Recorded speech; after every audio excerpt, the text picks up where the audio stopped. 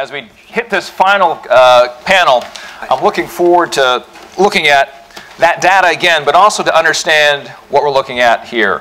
And specifically, that is the opportunity, and it was a really great setup in data discrimination in panel 2 to understand the jobs for people of color in the new economy, because then therefore, who are we talking about? We're talking about a lot of places across the country, and that's California, Silicon Valley. We have that in New York as well. It exists in Atlanta, Georgia. It exists in Detroit and Ann Arbor, Michigan. So there are other hot spots besides Silicon Valley when we think about panel 3's topic, which is jobs for people of color in the new economy. On the panel with us today, we have Ben Jealous, partner of the Kapor Center for Social Impact. You might remember him as the CEO of the NAACP. He, unfortunately, has a very important meeting and has to leave us at 10 minutes after the hour, and I'll have somebody flagging me down, so we're going to really get an opportunity to get deep with Ben at the start here. And then after that, we have Earl Lewis, the president of the Andrew W. Mellon Foundation. I like him already because he has ties to the University of Michigan. Go Blue. And Ron Busby of the U.S. Black Chamber. I was able to sit in the panel that he was speaking at here in D.C. not too long ago. Is about supplier diversity. Boy, that fits in really well with our conversation today when we're looking at the new economy. So Ben, why don't you kick us off here? What is the issue? How would you summarize that in 60 seconds for me? Jobs for people of color in the new economy. Well, look, I think we actually have two different sets of issues that we have to talk about. One is actually the jobs with the startups and the companies in the Silicon Valley that really defines this right now. I think there's been a lot of conversation about the fact that these trade secrets that the industry was trying to hide for so long, right? Yeah. They actually brought lawsuits saying our diversity numbers are trade secrets. What they revealed was that they had 1 or 2% blacks and 1 or 2% Latinos. I'm not quite sure how that was a trade secret. It certainly is embarrassing. But I don't know how it's a trade secret. It's all the more frustrating when you look at the fact that, say, in the Silicon Valley region, there's 3,000 to 5,000 computer professionals. That's the census checkbox. Right. Here in the D.C. area, there's about 35,000. And so and now IT workers broadly defined rival teachers as pillars of the black middle class. If you wonder why PG County is so wealthy, it's because of all the IT professionals in PG County. So you see that as a barometer of the situation clearly. Right. So there's one set of issues, which is the plain issue of diversity in Silicon Valley. The other issue is, quite frankly, what we're really not talking about enough, which is what AI is going to do to our economy. The ways in which artificial intelligence will not just reduce the number of jobs for blue-collar workers. For instance, the way that the Google car will probably go first to long-distance trucking and will displace a bunch of Teamsters. Right. But also the way that it's going to, frankly, get rid of tons of white-collar jobs as well. All those jobs that are like the first 2 years at a big bank when you're just out of your MBA, or your first 2 years at a big law firm when you're just out of your JD, many of those will frankly be replaced by programs that will write those reports. They will do that basic, whether it's doc review. I need a lot of help with real intelligence, so I'll take the help with artificial intelligence, let me tell you. But is a solution here then, is it STEM, which has really been the headline, right, lately? That's. I mean, there's sort of multiple solutions. You have an entire ecology in the Silicon Valley, right? Part of it, quite frankly, is we have a number of folks who are people of color, especially blacks and Latinos seem to be the most locked out, who are tech founders who have great startup ideas. Right. And quite frankly, the doors need to be wider open to them. And we at Kapor Capital, and I'm a partner at Kapor Capital, we, about 48% of the companies we invest in have a black, Latino, or female founder. Right. That's like 10x most VC companies, right? We're impatient to actually see that bigger because 80% of our investment table is black, Latino, or female. And what we know is that genius is constant in each zip code, and so there really are kind of more great ideas out there than are getting funded. You've got to be willing to kind of start with people, if you will, who are already have gone through, who already are engineers, who already have the ideas and the training, even as, yes, you look at the young people and you say, you know, frankly, how can we catch up with the UK? That is the way it works, though. It is those who are already successful. They look for serial entrepreneurs, especially in the spaces that we're talking about. They don't look for the new ones. Everybody wants the gray hair. That's what they're looking for. Looks like you two are doing okay. But when I look at the issue of pipeline, how does the pipeline look? You know, so when we look at the issue of pipeline, look, we need to kind of radically change the way that we do public education in this country. It's very fundamental ways.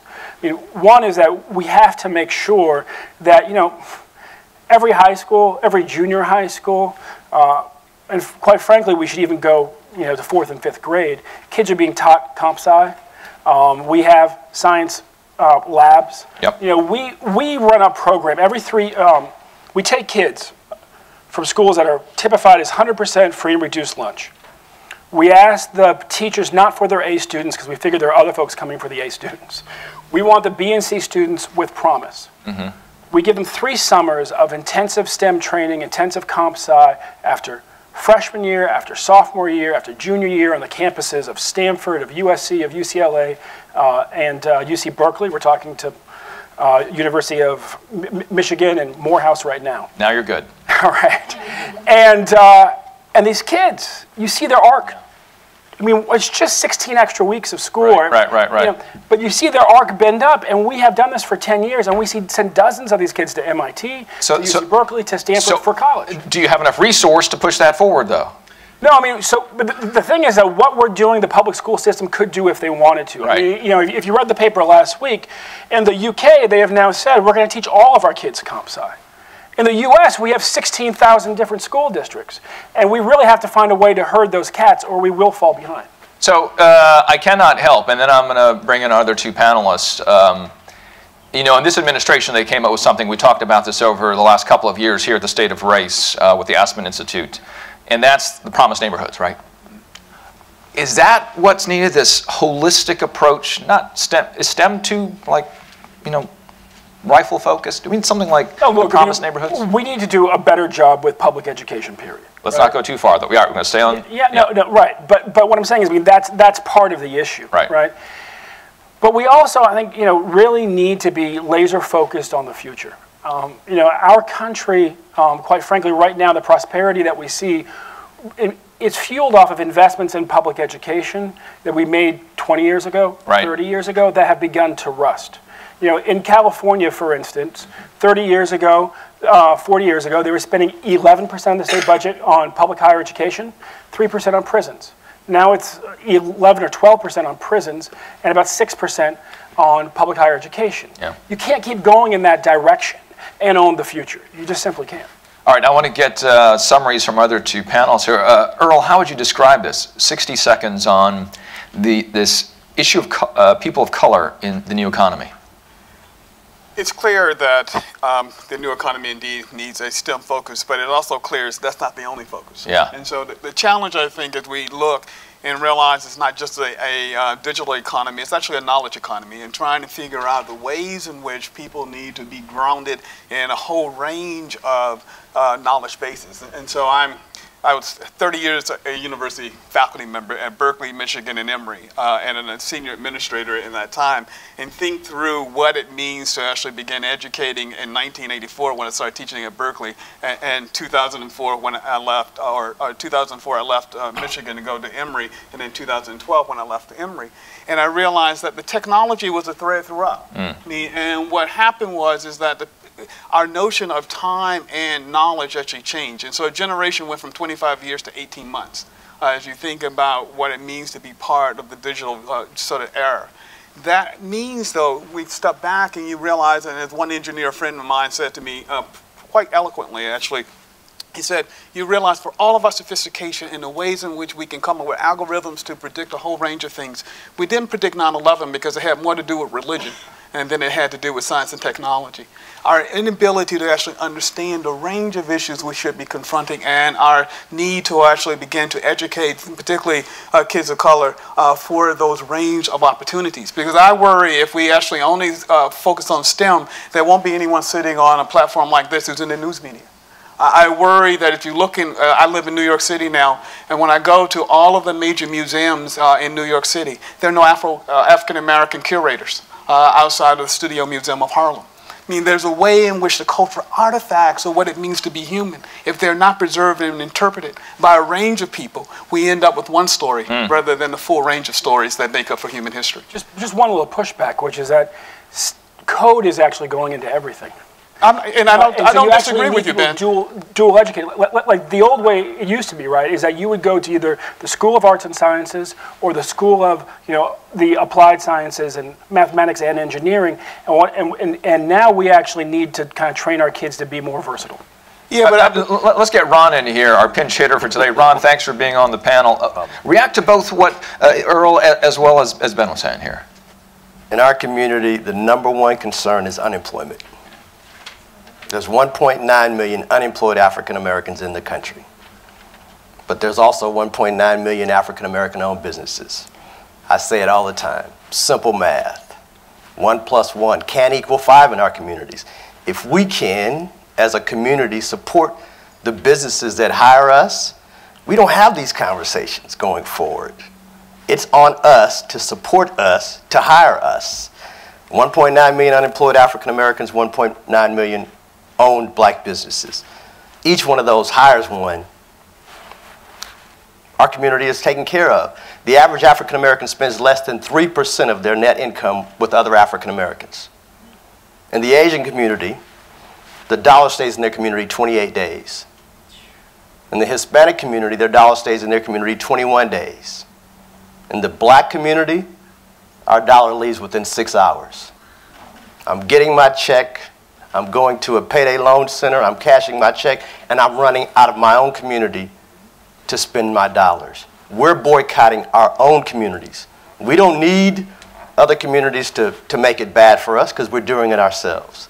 I was just in Michigan this weekend and had the opportunity to speak at a school, and there was a gentleman there that worked in the car industry.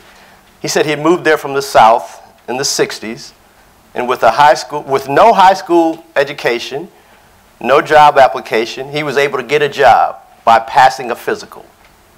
Now he's unemployed and has no skills and is going to be out of the potential training opportunity for the next 10 or 20 years.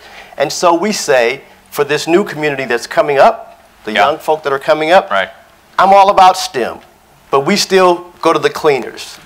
We still purchase goods and services that we can and should be manufacturing, producing, and servicing. We do not live in silos.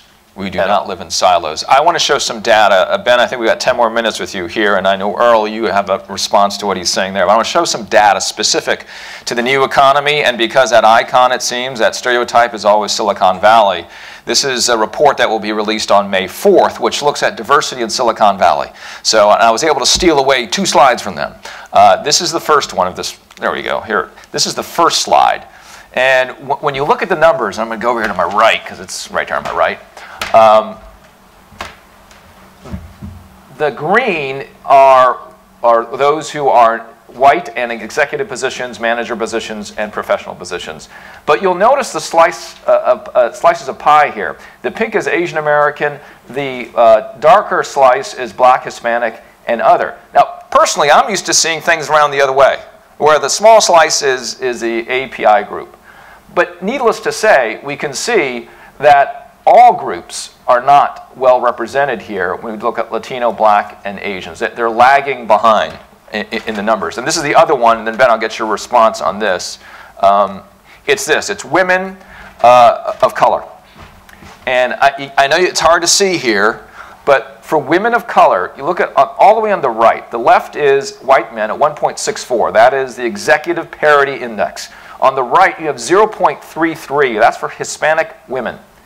That's 1/5, less than 1/5. And you have Asian women and you have Asian men. And then black men and black women and then Hispanic women. On this chart alone, there are a lot of stereotypes or themes that are, at least by this study, make you think twice. Ben, what do you think?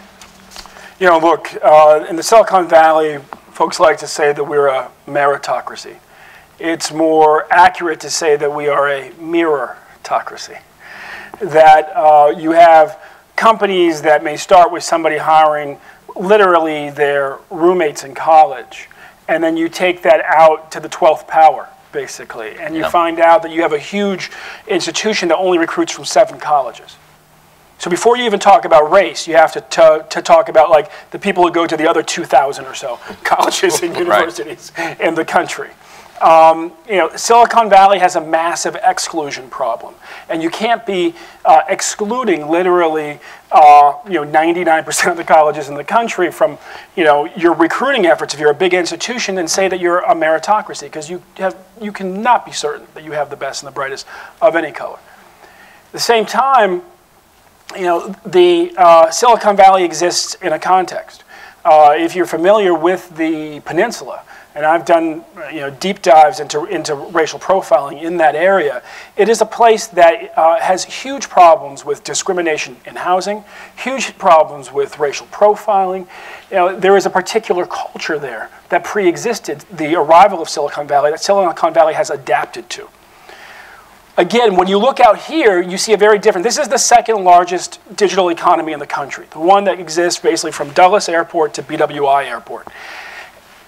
You have 10 times as many black computer programmers and what they call computer professionals than you do in the Silicon Valley. Why is that? Part is that there's more of us here, absolutely.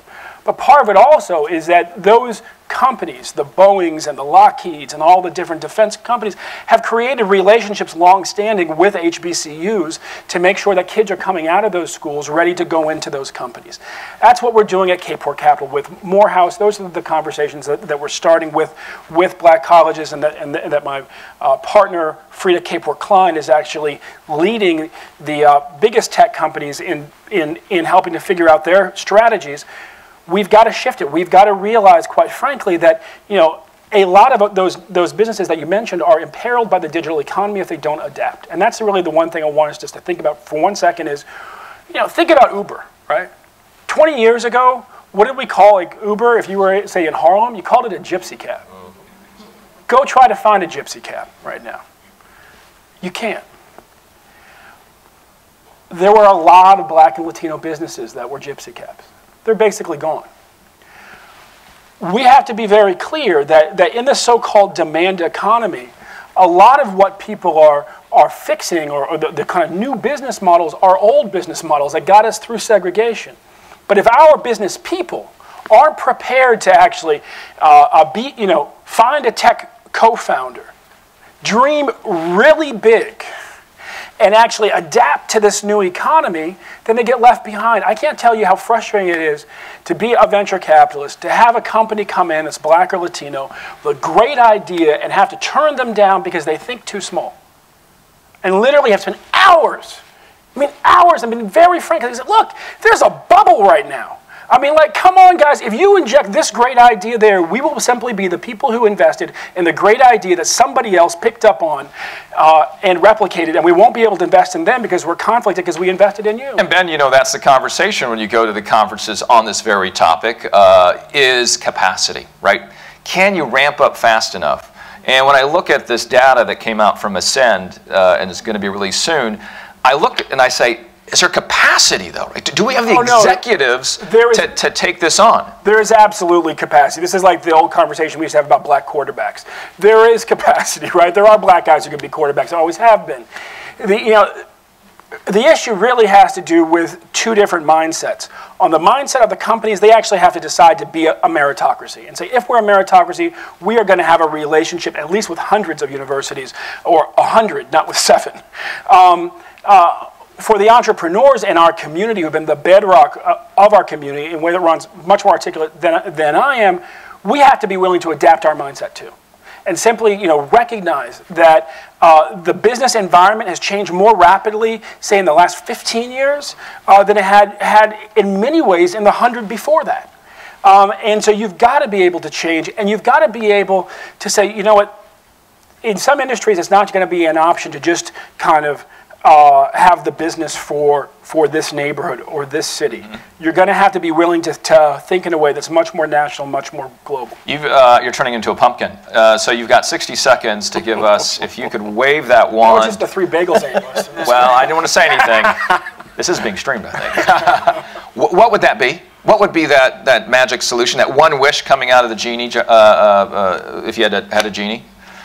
You know, look, if I had a genie, I would actually say, look, we are a nation now competing with other nations.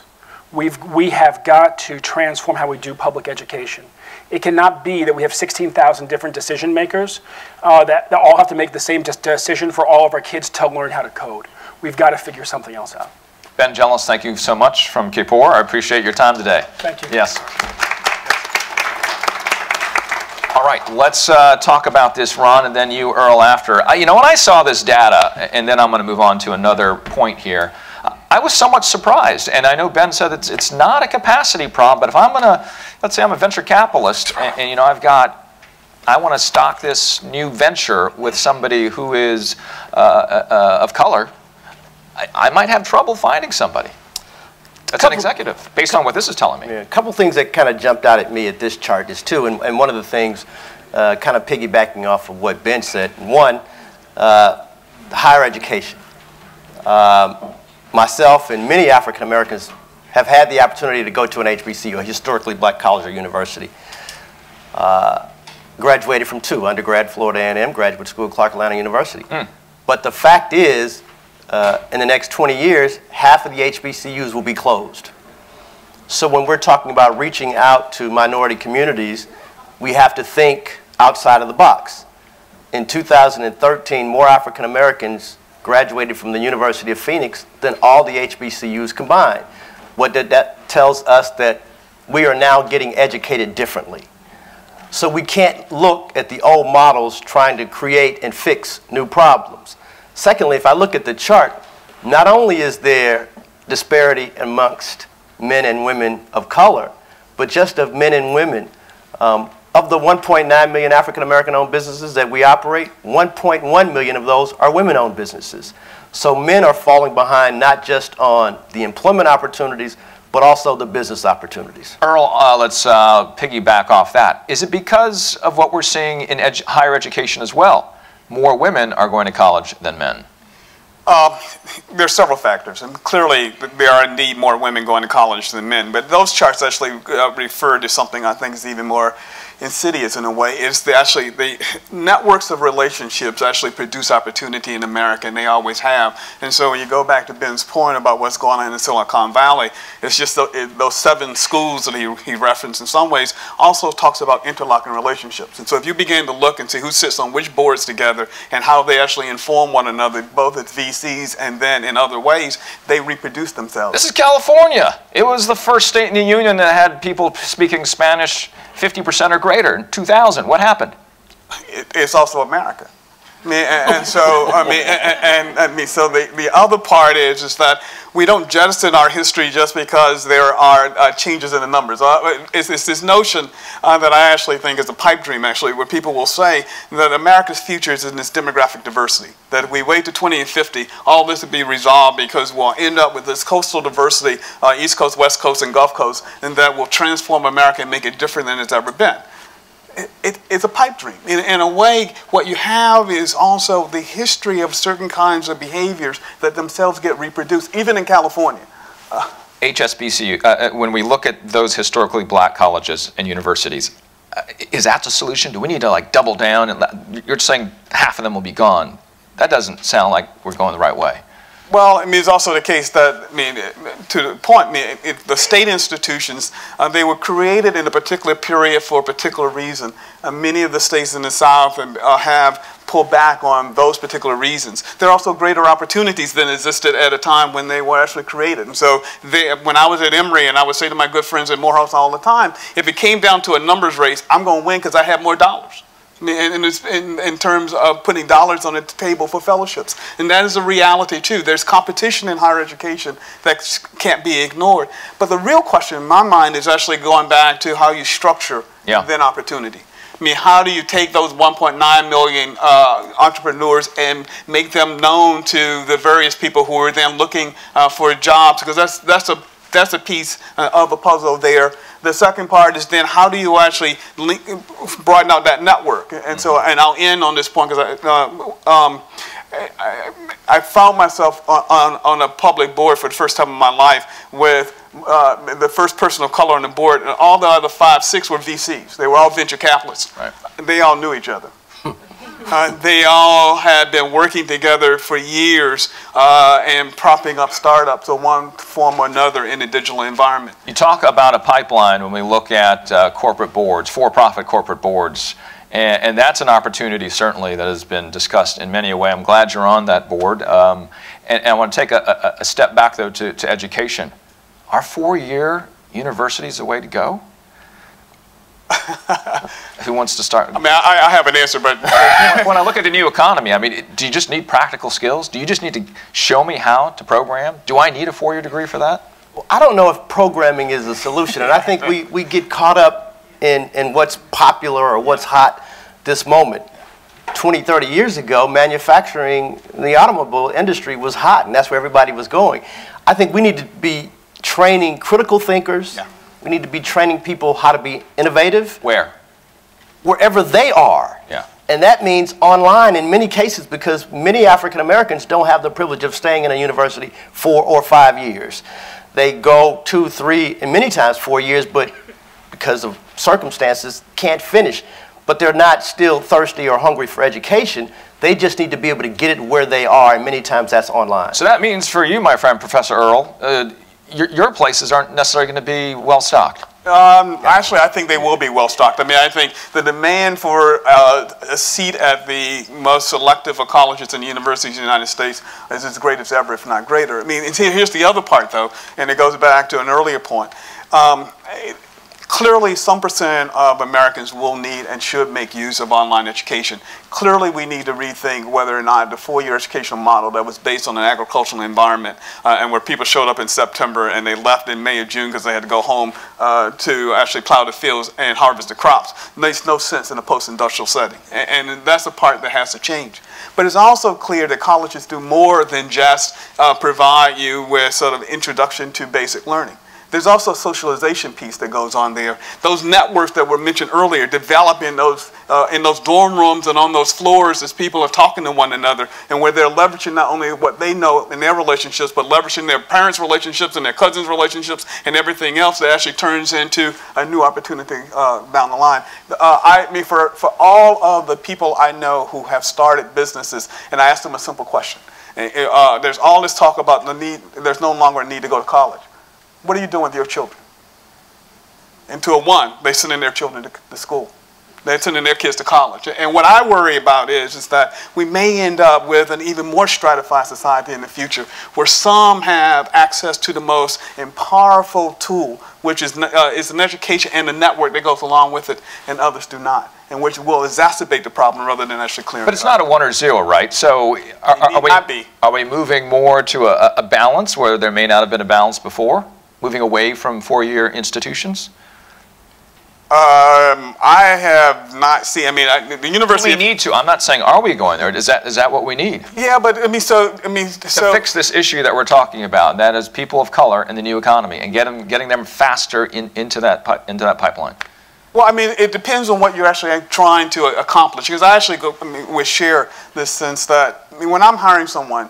And I've heard this all over the world. I mean, I was berated by the CEO of a major company in India a few years ago when I was there, who kept telling me I needed to train his future employees. And I kept saying, no, I don't. And he was offering lunch, and so at some point I backed off and allowed him to serve me lunch. And the reason I said no, I don't, because I said, if I do what you want, aren't you going to retrain them once they walk in the door? I mean, aren't you going to socialize them in the working environment there? Right. And he said, absolutely. I said, so what then are the fundamental skills, background, educational know-how? And so the ability to actually read and analyze and being able to write and express themselves both in written and oral form. The ability actually to work with other people, to work on a project and to resolve it. There was a whole checklist that he had. It's that sense that when I think about some parts of the education system, making sure that even as we provide people with skills, we're also providing them with education. Because the one thing I learned from my grandparents as a kid is that you can take, the skills will come and go because industries have cycled. Right. But the education and your ability to actually figure out, because when I look, when people, I say, what's the difference between the people who are the executives and then those who are not? In the end, the executives know how to formulate the question that's actually going to drive the enterprise. And figuring out somewhere along the way how to develop that ability to understand what's the key question. Now, 5 years from now, 15 years from now. Key question then, how about this here, Ron? We're looking at the unemployment rate. This is from April 2015. African Americans at 10.1%, Latino Americans 6.8%, Asian American 3.2%, national is 5.5%. Is that the question? That, to me, that's truly the question. And it's been that way for way too long. And again, I say part of it is going to be there because we are always going to be having a changing economy, a changing workforce. And so for us, it's about creating businesses. And if we create businesses, then we hire from within our own community. You're going top line, right? If we can fix top line, it's going to trickle down, and somehow at some point you're going to get what we've been talking about, is that more people of color in the new economy. Exactly. Earl?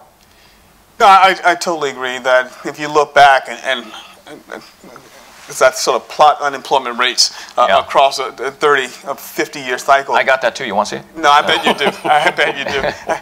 That Michigan education comes in handy.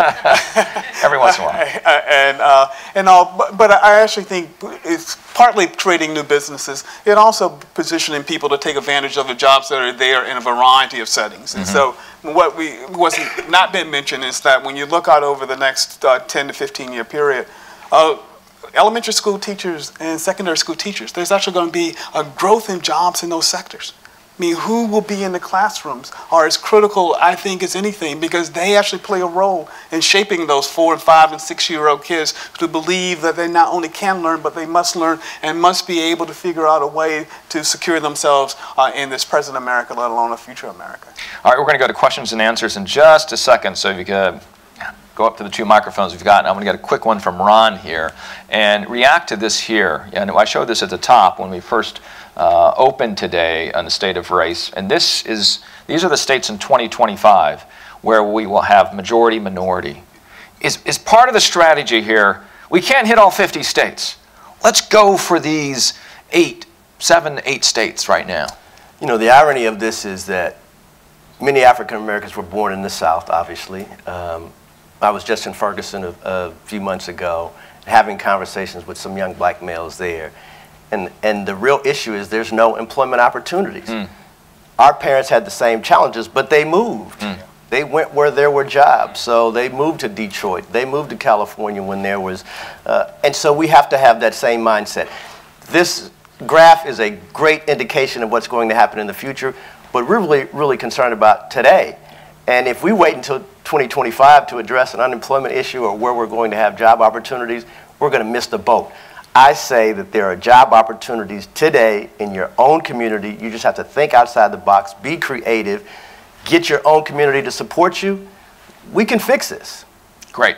First question, go ahead. Hi, my name is Lauren Scarrett. I'm from the Federal Trade Commission. I heard you all speak about these for-profit universities like University of Phoenix, saying that more people will be graduating from those than brick-and-mortar HBCUs. Do you think that these are actually helpful institutions, the for-profit colleges? To me, they seem so predatory, especially when you consider the loans. And I'm amazed that you can talk about higher education and not talk about loans. I am actually going to be pursuing graduate school this fall, so it's very in the front of my mind. But I was wondering if you could speak about other opportunities for people of color besides pushing them into higher education, especially these for-profit colleges, which just don't seem to be useful, to be honest. Or if they are useful, can you talk about how? Because I don't see how. Great question. Earl, give us one. What's one alternative? One alternative, clearly, if you want to go online, there are also some now private ventures working with traditional 4- or 5-year institutions to pursue graduate degrees online. So there are ways beyond the University of Phoenix or Nova or some of the others that have been in the for-profit sector for some time. Ron? I'm going to say go find exactly what it is you want to do. There's a business already out there doing it. Go volunteer for them. Support their issues with the skills that you currently have. I pretty much can guarantee you that that business will double in size enough to be able to now hire you, create a job for you, create an opportunity for you. So often we're going looking for jobs and they're not out there based on the statistics. But there is opportunity, and more importantly, there's need. I'm saying what we have to do is grow the existing businesses that we have. And many of them don't require you to have a graduate degree or even an undergraduate degree. They're looking for someone just like you with your skills that can not only take their business to the next level, but to have generational wealth. So buy that firm, or go find another firm and buy that firm. We have to start where we are today and accelerate to get there quicker than going, and I have a master's degree, but I'm saying, had I known what I know today, I would have gotten into the work industry, bought my first or second or third firm, and been able to hire you and other African Americans to be able to deal with the unemployment numbers. I'm just going to follow Ron around is what I'm going to do. But I wanted to comment too, because the state of business is also different today, where we can put together different ideas and different solutions for that outcome that we want to reach. So I was talking earlier about Bradley Rayford. Great journalist, shoots beautifully, steady hand, gets a story right, sources properly. He came to work with us as a freelancer. His question today, and I don't think he minds me sharing this, is do I go to college? Do I do college part-time? Do I also work with MSNBC and NBC News at the same time? And you know, the old days, if you want to get into news, boy, you followed that road, right? That road was pretty narrow, and you just got on it, and you just went until it popped. But what's great about him, when we were talking on Friday, was he's saying, Richard, I don't know.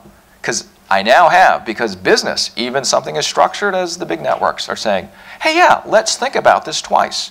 Because what we did before is not what we do now. And that's giving a lot of people opportunity. So it's a mix of all of this. And I'd say, you know, before you think about graduate school, I like that idea of mix, because that's what I'm hearing, at least from where we're at right now. Thank you. And follow Ron. Hi, my name is Rebecca Davis, and I actually work in graduate education and admissions at the School of International Service at American University. And my role there does focus on diversity and inclusion. So as I look around today, one of my first thoughts as we got started this morning was one of concern and disappointment, but not surprise, about the lack of white people who are here today. And so I wanted to ask any of you on the panel, in terms of your own work, it seems to me, you know, I said I'm not surprised, because it seems that there continues to be a misperception among white folks that this is not a conversation. The state of race in America is not a conversation that is for them, involves them, I'm not sure what. Clearly that's not the case, and yet if you look around today, it's still a perception, right? So in terms of your own work and the circles that you're engaging with, I wonder if you can comment on the challenge of connecting with, broadening the circle to include white folks. In the last panel, I was really thinking quite a lot about, you know, I think about these issues all the time, and around the invisible structures that continue to keep us stuck in some of this inequity. I have never thought about the invisible structures quite as invisible as all the big data invisible structures, but usually more around social capital and some of the things you've been talking about today, and the lack of important connections people in historically underrepresented communities might have. So if you could just comment on either how you are engaging, or how easy or difficult you find it to be to engage and involve the white community, or how you think we could make that happen more, because that's what I'm always trying to do. Thank you. Sure. Earl, go ahead. I'll take a stab at this one. Your answer can be shorter than her question. That's okay. I do it all the time. But no, I mean, the whole, what you pointed to is actually a challenge that we have faced for a long, long time. Toni Morrison wrote a marvelous little book a few years ago, Playing in the Dark, and where she actually talks about the spaces in which, in literature, where it was about race, but it was not, because it was that invisible sort of presence that was always there. And when it came out was when the black figure sort of came out into the novel as a way to illuminate the fact that somehow we actually have been looking through this multicolored prism for a while. The challenge I think we face in America is the one that the late John Hope Franklin actually revealed when he chaired President Clinton's commission on race, which is there's this notion is about some and not all. And that continues to be a realization. It's better than it was, but it's also worse than it was. I mean, so one of the pieces, and I didn't get to hear all of the first previous session, but it's not just about big data. It's also the sort of rapid availability of data. So through the digital media, people can be anonymous and say all kinds of things. And all kinds of things are reported. And it becomes a way of reinforcing perceptions about who's in and who's out.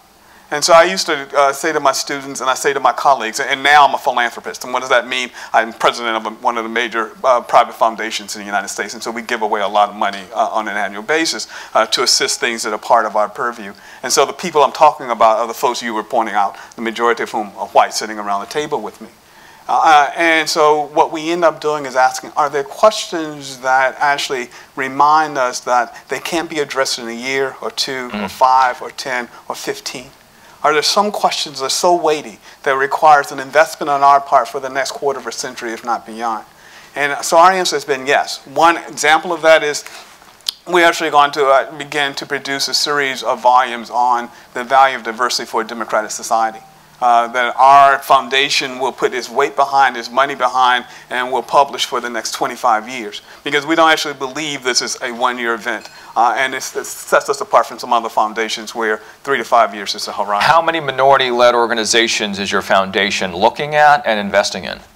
Well, if you look, it's a percentage. I mean, it's hard because 70% of our dollars go to HBC. I mean, to higher education. Of that, we have a whole segment for HBCUs, and so we invest in 18 or so of the HBCUs on a regular basis. Have been doing so for a long time. We also have a program to increase the number of students of color who go on to be professors. We've been doing that for 25 years. So about a third, or it sounds like you're talking about a third. About in that segment. Just in that segment of education, right? Yeah.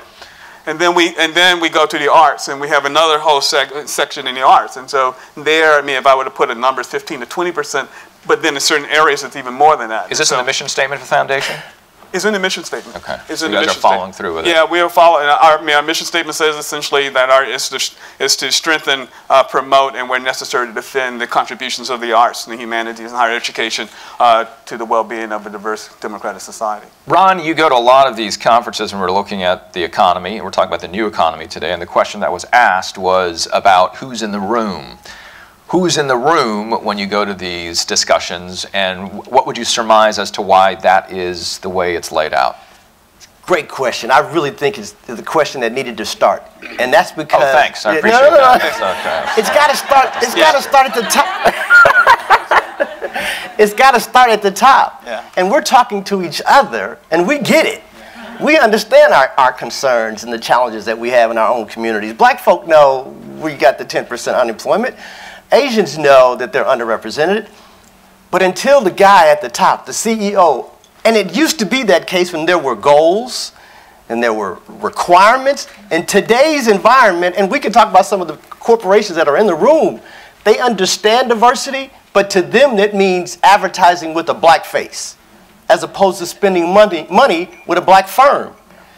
And that's the conversation that we need to have. What is diversity and how can it really improve our communities? Because writing a check is great, and we do need it. But we really need to have dialogue. And when we can have dialogue with CEOs and they can really understand the importance of a diverse workforce from a senior level position all the way through the pipeline, that's when we can really start having good conversations about how to correct our communities, because we're not there. And we always go to these kinds of conferences, and we're always talking to each other. And so the answers that I give are to black folk. I don't give answers to white folk. I give answers to my community that we can fix. But when I'm talking to CEOs, I talk about things that they can do to improve our communities through their efforts. Ron, how's the message different? You're saying you have a message for black folk, you have a message for white folk. Give me both messages. My message to black folk is that we have to be responsible with our dollars. Right. My message to corporate America is they have to be responsible with their dollars. Right. If 30% of your viewers or your purchasers or your consumers are coming from my community, right, then we need to have an equal share of opportunity to be able to participate in your spend as well. And just to prove to all of you that he has been stealing my notes all day. Oh, that's not the one. Let me show you the next one. Here it is. Here it is. He stole my notes. But in case you didn't get the numbers earlier, and you were just alluding to that here, Ron, about the amount of time where the dollars stay in the community. For those of you who didn't hear, I thought it was a very interesting look at that. And I'm going to go to the next question. But do you want to react to this really quickly? No, I actually think that's an extraordinarily important observation, and it goes back to then how do you actually build capacity? I mean, and one of the relentless stories that goes back a long, long time is that there always been dollars circulating in the black community. Segregation hemmed some of those dollars in. Desegregation opened up opportunities. They circulated even faster afterwards. But building capacity is a story, certainly as we look at this particular graphic. U.S. Black Chamber, there we go. Ron Busby reading my notes all the time. All right, go ahead. Hi, my name is Quayla Allen. I actually work at University Career Services at George Mason University in Fairfax, Virginia. Part-time also in social entrepreneurship master's program, so all of this is very helpful for me. My question is that we know that 70% of employment opportunities are gained through networking, and with representation in Silicon Valley, what recommendations do you have for students of color who want to break into the sexy Silicon Valley, but they're not represented at a HBCU or those top tier schools? That's the easiest question, right? Yeah, I don't know. That's a good question. Yeah, it's a very good question, and I don't have a simple answer. I mean, so there's a multiple answer. I mean, I think coming back, clearly there is a network, a community of individuals in that area from sort of Fairfax, Virginia, sort of going across, who have worked in some parts of the digital economy. Trying to leverage your relationships at George Mason to actually figure out who are those players and how do you begin to be part of that community, because the go from here over to Silicon Valley may not be practical on a daily basis, let alone as a short-term strategy. But actually to go from here to Montgomery County can be practical, and it's a way and to begin to develop those relationships. So that's one. Two, there are annual conferences that are key, and to actually look and figure out which handful of annual conferences that the ed tech sector, for example, right. There's one major one that's there, GSV sort of conference, and so figure out. TechCrunch is a good one to go to. TechCrunch, and so figuring out the handful of ones, given where you want to go, and trying to understand what it means to actually get to attend one would be another way to develop those sort of networks. Those are two examples that I can come up with at this moment. So I'm from Oakland, California, right down the street from Silicon Valley. Had a large janitorial firm, largest in the country. Was trying to get into Silicon Valley. Now understand, I used to work at IBM, was a senior manager there, Coca-Cola, Xerox, so I understood the technology industry, knew how to code. Back in the day it was BASIC and Fortran and COBOL. I was trying to get janitorial contracts in Silicon Valley, and they said I didn't have the capabilities. They just didn't want to open the door to an African-American firm, but we understand that. So what I did, I read a book, and a lot of you have heard this story, called Why Should White Guys Have All the Fun? It was about Reginald Lewis, and Reginald Lewis was the first African-American billionaire, and he got there through an acquisition. Got to think outside the box. So for the next 6 months, I went to Silicon Valley, looked at all the firms that was there that were doing exactly what I did, found the one that I thought was ideal for my company, studied that firm, knew more about the firm than they did. I knew all their employees, I knew their vendors, I knew their suppliers, I knew their customers, I knew their bankers. I was able to buy a firm for the same amount of money as their annualized or their monthly income. So I bought an $8 million firm for about $350,000. We have to be creative. The number one concern when I'm talking about black businesses is size and scale.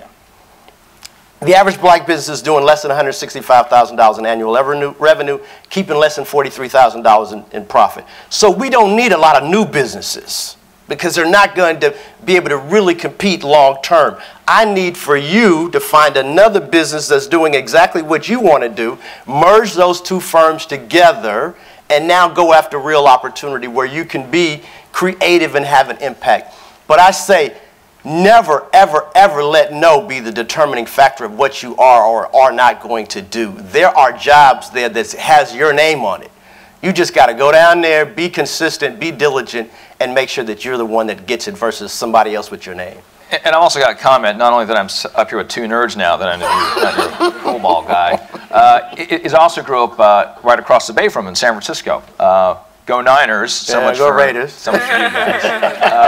And that is, I go back very often to visit my folks. And what you guys are talking about, the valley and this sort of, and the word hasn't been used yet, but this insularism, right? This sort of together. So there's a part of you, if you want to work there, you got to be there. And it might start with conferences. Then it might be you just moving out there for, a part-time job, and then still doing a master's degree where you're doing both. And these sort of mashed up possibilities and solutions of being out there. But I do feel that sometimes when I'm out there, and I don't have all the data with me, so I don't want to fully say that. But that is the sense. Get out there, talk to the people, get to know them. They used to have First Tuesdays back in the day, back in 2000, 2001. Yep. You old enough for that? Yeah. And you would, every Tuesday, first Tuesday of the month, you'd get together, you'd meet the funders, you'd meet the people who are hiring, and if you can be there for those sorts of events, which still exist, and just happen to be there, that's a great way of also understanding if you want to work there without fully putting your diving head first into it. If you want to get into governmental affairs, you move to D.C. Yeah. Want to get into high tech? Especially based on what has been said. Did we answer your question? Yes, thank you. That's great. Thank you. Hello, my name is Catherine Ntiamo. I'm a public diplomacy officer at the Department of State. Layman's terms, I'm a diplomat, and so I always try and look for a business case when I'm trying to push a social issue. And so I want to know what you all think the business case is for diversity. Within the government context, it's different, but I want to know what it is in your world when you're trying to push diversity and the importance of it to organizations that will put a face and call that diversity on a pamphlet. So we've got 5 minutes, so if you guys keep your answers to one each. Yeah. So let me answer it this way. There are a number of studies, some very, very important ones, that have been done looking at corporate America, and particularly HR directors and who they hire. And what they ended up saying, there were 8 attributes usually they're looking for in a candidate. But they arrayed those attributes 1 to 8, and they put them in ordinal ranking. It wasn't always clear they had, but coming back looking at it, they had. And so they ended up hiring most of the people 1 to 4. And they would build these teams, and all the research would come back, and they would discover these cluster of bright, able people, all ranked highly on 1 to 4, never did quite as well as predicted. Then there's a subsequent set of research, and this is by Scott Page, where he's collected this data, and when they realized, when they started adding people who were in 6 and 7 and 8 and to that team, all of a sudden that team actually began to really outperform all the other groups. And lo and behold, they realized that 6, 7, and 8 were oftentimes folks of color, because what they were looking for, there were certain things that were sort of in this tight profile in 1 to 4 that overemphasized one sort of part of the human population. 6, 7, and 8 then had other things that included interpersonal skills and the ability to work in groups and some other things. And what it came back to in the end, and this is the story we tell, it comes down to your bottom line. If you want to be profitable, then your goal as a company is to earn, and particularly if you're publicly owned, because you've got stockholders that you have to respond to. And if you actually are engaging in behavior that is undermining your ability to be profitable, you should be fired. It's sort of that plain and simple, because you have a certain set of responsibilities. And so we actually are then aiding people by putting, this goes back to that 20-year sort of effort, is to actually put that information out into different ways that shows this is not just about feeling good and doing good. It's also about being successful and doing well. And we believe, usually presented that way, not all, but a number of people respond. Ron, 60 seconds. Yeah, I agree with what he said. It is about a bottom line. It is about profitability, but it is also about doing the right thing. Yeah. And if you're looking to get a diverse customer set, a diverse consumer set, then you really need to have a diverse work set so that they can understand the buying and the consumerism and how we purchase, why we purchase.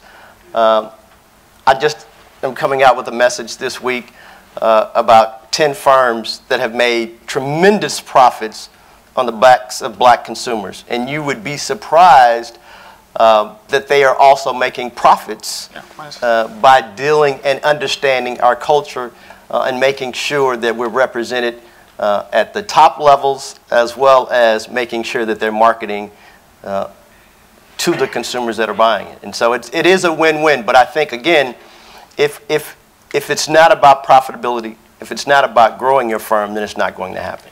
All right. Well, time for, even we got 2 minutes since you stood up. I want to get to you. Last question, please, quickly. My name is Angelica Perez, and I am the founder and CEO of Latinas Think Big.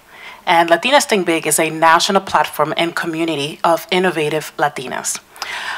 This year, we're actually expanding to create regional entrepreneurial communities of Latinas around the country, starting with San Francisco and New York, because we do see that I feel like we need to, these companies are not hiring us, right? As we can see, there was, we're like 2%, 3% in these high big tech companies. I feel like we need to create those companies. We need to create our own platforms, and that's really our goals. So my question to you, the panel, is why, in your opinion, as educators and businessmen, people involved in philanthropy, investment, why are Latinas lagging behind all other ethnic groups and men, obviously, in these big tech companies? What's going on? Thank you for your question. Very quickly, if you can. Keep this one of you first. All right. Well, I just think it's got to be a little bit of exposure. When I was in college, corporate America came to HBCUs and said, here is the job opportunities. I had no clue about IBMs or Xerox when I was at Florida A&M, but they came to expose us to those opportunities and create a pipeline, as we've been talking about. I think corporate America has to do the same thing with Latinas, as well as women of all nationality. They have to go where they are. I think it's irresponsible for corporate America or for government agencies to think that we're going to come and seek them out when we have so many challenges within our own communities. Understanding that to improve our communities is going to be through new entrepreneurisms, new companies being built. And once they understand that we can correct our own, I believe that Latinas will have the opportunities to be able to get the jobs, as well as the senior level jobs, as well as entrepreneurs that really need to be able to move our communities forward. And with that, I'm going to have to end it, so I apologize, Earl, but I'm going to give you a matter of seconds to react to some quick things. I love to do this. It's my lightning round, using some of the words that we had, and it's only going to take about another minute and a half. I'm sorry, Charlie, but I got to do this. So to you, Earl, and I just want one-word responses. Okay. Based on what we've been talking about today. I'm using this as the context. From you, I can use as many words as I want. You can only use one. All right? Let's see how good a student I am. Yeah. Technology in Silicon Valley and the new economy. Permanent. Solution, Ron. Black dollars matter. Hashtag. Latino. Future. Silicon Valley, Ron. Racist. African American.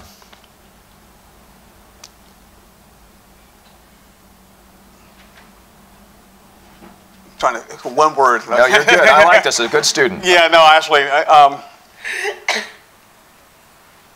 pragmatic. Asian American.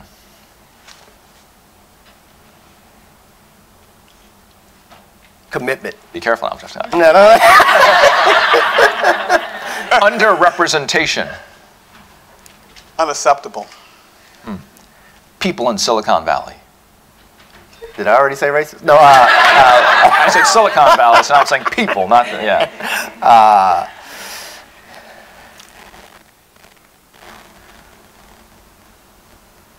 Thinkers. Michigan, Berkeley, or Emory. Great. I can't get them to split allegiances. I'm testing you here. Networking. Necessary. And finally, the state of race. here having it violated in play. Troubled. Thank you, both of you, for our third panel, Jobs for People of Color in the New Economy. Appreciate it. Thank you. I'd love to have you come on, man. What a great strong finish to our, I think, kind of amazing day. I have a few words, aside from thank you to Kiana and our staff and the Comcast and our participants who all did an incredible job. Thank you. And I guess I would just summarize with actually four words. First word would be responsibility, that went through all the panels, the need to take responsibility, whether it's policemen and women, individuals, fathers, communities, businesses, individuals for their own data, you know, and being vigilant. So that was the theme that went throughout the whole day, responsibility. Second was the need for trust. And how do you do that? The panels suggested transparency. I would suggest also dialogue. We saw that in the first panel particularly. It went through the other panels, particularly the first two. And the third, I would say, is support, and support from the community, and that really gets to this value proposition for our questioner. You know, what is the value proposition for diversity, and the need, you know, for people to stand up for the diversity value proposition. There is one there, and people need to then support it, whether it's the government, whether it's corporations, whether it's individuals or local communities. So we saw some themes throughout the day. I hope people themselves, each of you, got new insights that you can act on. I hope the online audience will take away as much as we did here in the museum. We thank all of you for being here for the whole morning, and hopefully good things will happen. So my final word is encouraging. Thank you.